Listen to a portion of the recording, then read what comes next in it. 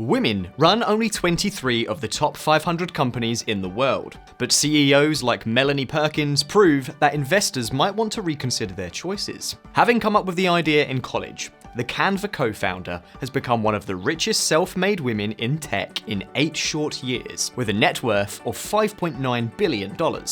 Her strong belief in empowering the world to design helped her overcome multiple rejections at the start and build Canva into one of the biggest private tech firms in the world. But for Perkins, that's not enough. She's pledged her 30% stake of Canva to charity and aims to change the world by fighting poverty.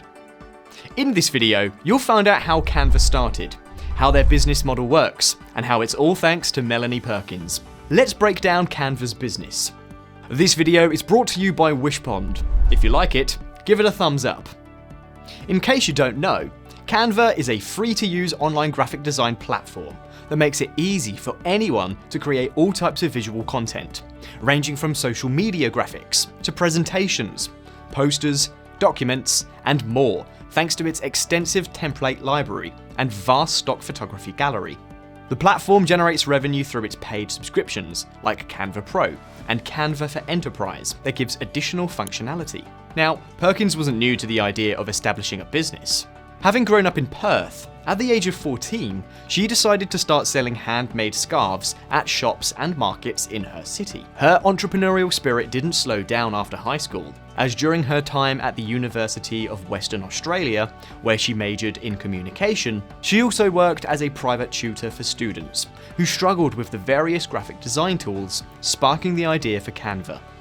People would have to spend an entire semester learning where the buttons were, and that seemed completely ridiculous, and thought that in the future it was all going to be online and collaborative and much, much simpler than these really hard tools. She set out to establish a platform where you wouldn't need any kind of technical expertise to let your creativity run free. Perkins didn't want to restrict her idea to just yearbooks, but seeing how time-consuming the process of creating them was, she decided that it would be a good niche to test her concept.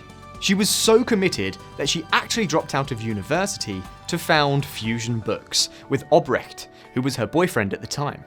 Fusion Books allowed students and schools to create their own yearbooks with simple drag-and-drop tools and a huge library of templates that one could customize with images, fonts, and graphics. The company functioned out of Perkins' mum's lounge, where they printed the physical yearbooks, but the business was able to serve clients all over Australia. In 5 years, Fusion Books grew into the biggest platform of its kind in Australia, and even expanding into New Zealand and France. Amazingly, the company is still functioning successfully to this day, proving that the idea solved a real-world problem. But Perkins wanted to pursue her dream of setting up an entire design ecosystem, where people could create just about anything that they could ever want. She kept pitching her idea to potential investors, but was rejected by over 100 of them. Her big break came in 2010 at a startup competition in Perth, where investor Bill Tai served as a judge. Interestingly, Perkins wasn't competing in the event, but she still managed to secure a meeting with Tai. So how did she do it? I met him after a conference. I spoke to him for 5 minutes and said if I went to San Francisco, he'd be happy to meet with me. Right. So I jumped on a plane to San Francisco, and true to his word, he met with me, and I had brought this paper pitch deck. I didn't realize that that wasn't cool, but I pulled out my paper pitch deck of the future of publishing. And at that point in time, I thought that he didn't really like what I had to say. He was on his phone, and I thought that meant that he wasn't really engaged. But then I got home and realized that he was actually introducing me to a few people. Oh, wow. Tai even invited Perkins to Mai Tai, his annual retreat for investors. The retreat heavily featured kite surfing, so Perkins had to learn the sport really fast because she was committed to impressing the investors around her. At the retreat, she did just that. Not with just her business idea, but also with her newly learnt kite surfing skills.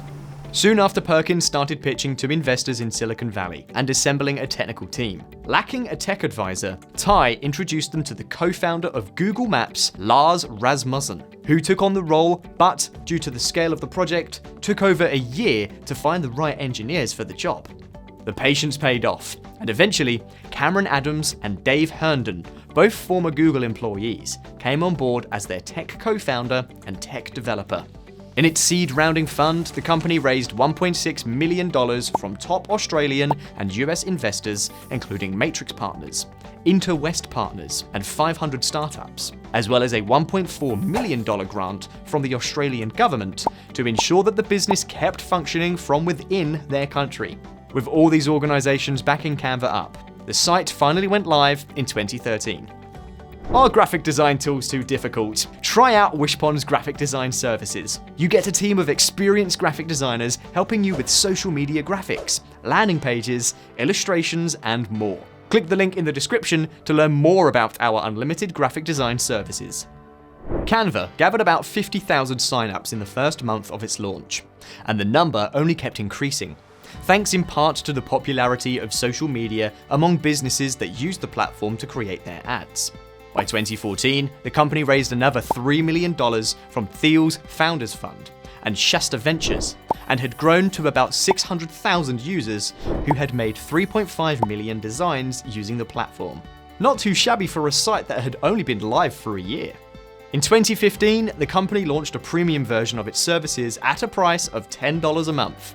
This service was specifically targeted to corporate businesses with high-quality design features and the choice to choose from millions of royalty-free stock images for their ad campaigns, making Canva a one-stop shop for all things marketing and promotions. As of 2021, Canva has over 60 million active users who have created more than 7 billion designs. Canva's operations span across 190 countries, and the company currently employs 2,000 people in its international offices. Canva expects to exceed $1 billion in annualized revenue by the end of 2021, with more than 500,000 businesses paying for the product in some capacity.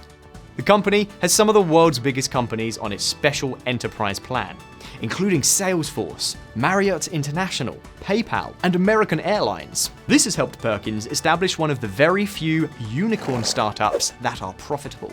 In the latest seed round, Canva received $200 million and is now valued at $40 billion, making it one of the most valuable private software companies out there. And of course, all this has helped Perkins become a billionaire in the blink of an eye. But you'll be surprised to know that the idea behind Canva wasn't to earn tons of money for the founders, which is why she's planning on giving it all away. That's right. According to Perkins, the goals that she set out with when she established Canva were for it to become one of the biggest companies in the world, and for her to be able to give back to people as much as she could with the success of her company. The couple has pledged to give a 30% stake, valued at $16 billion, in their company to the Canva Foundation, their charity that works on eliminating poverty. Much like Canva, the Canva Foundation is well on its way to becoming one of the largest charitable foundations in the world, proving that no matter what Perkins sets her minds to, she makes sure to give it all she's got. In just over a decade, Perkins has gone from building a successful yearbook design company from her mother's home to relentlessly pursuing the larger goal of starting a graphic design platform that anyone can use. Despite being rejected by over 100 investors, her determination and self-belief helped her gain access to a network of people that believed in her vision, leading to Canva's launch in 2013. Thanks to identifying and solving a real-world issue, a concept Perkins is no stranger to, Canva has grown to a market leader in 8 short years, allowing Perkins to dedicate the billions of dollars that she's earned to solving issues close to her heart. That's a wrap of our breakdown of Canva's story. What do you think of Perkins' decision to give away the majority of her fortune? Would you do the same? Let us know in the comments below. And if you enjoyed this video, consider giving it a share and a big thumbs up. For similar stories, subscribe to our channel and hit the bell icon. See you next time. Until then, bye.